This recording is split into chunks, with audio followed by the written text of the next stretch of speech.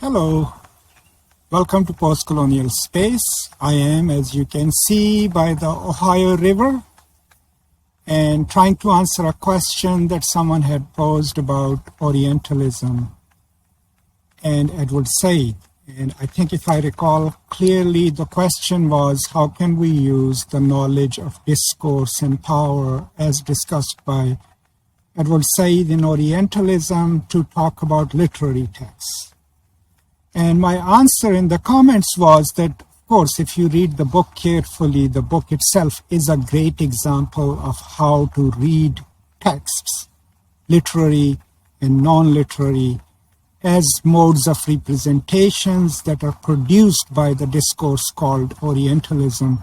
So you will understand it clearly if you read the whole book.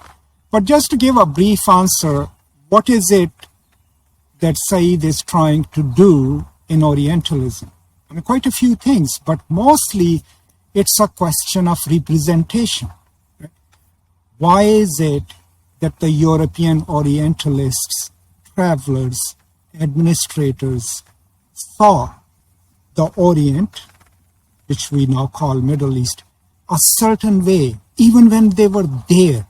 Why were they looking at it through a certain pre-constructed lens? That is the lens that he calls Orientalism.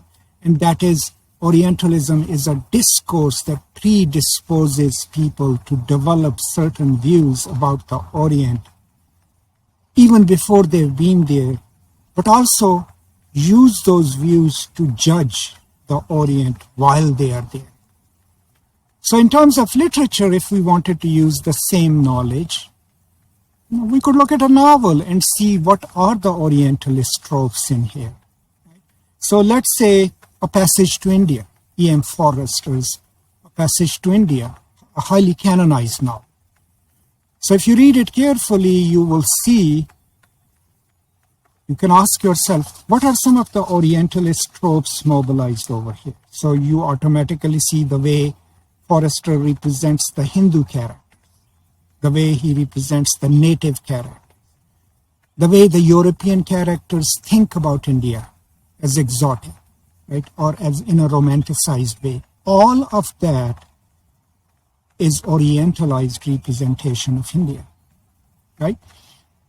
So if you pick any literary text that is either set in Africa or in one of the former colonies, the knowledge of Orientalism as a discourse that represents and thinks of the Orient, the places and people, either in a romanticized way or in a pre-modern kind of way where their histories are ossified and unchanging, that would be a sort of an Orientalist representation.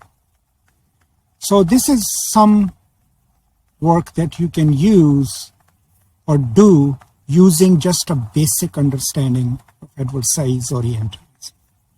Now, of course, when you read the book is a highly complex and nuanced book, so we can't really reduce it to one video or two videos. So if you read the book carefully, then you'll find different other connotations of Orientalism and then how American Orientalism emerges post Second World War. And that would kind of hone your way of looking at texts with the lens of Orientalism further. And I highly recommend it. Now, you already know that we are developing a series on the channel where I am actually reading Orientalism page by page and talking about it. And we've already finished the introduction and we are into part of chapter 1. So please follow that series, watch it, and send me your suggestions.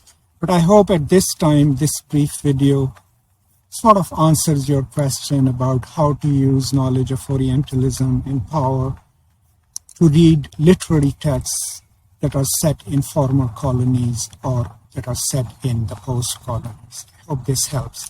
Let me know what you think. Thank you so much. And please continue to take care of each other and be kind and generous to each other. And if you like this video, pass it on to others. Right? And each of my video now also has a super like button, which is a heart-shaped button. So if you feel like supporting the channel, you can do that by clicking on that. I will really appreciate it. Thank you so much. And as always, peace and love.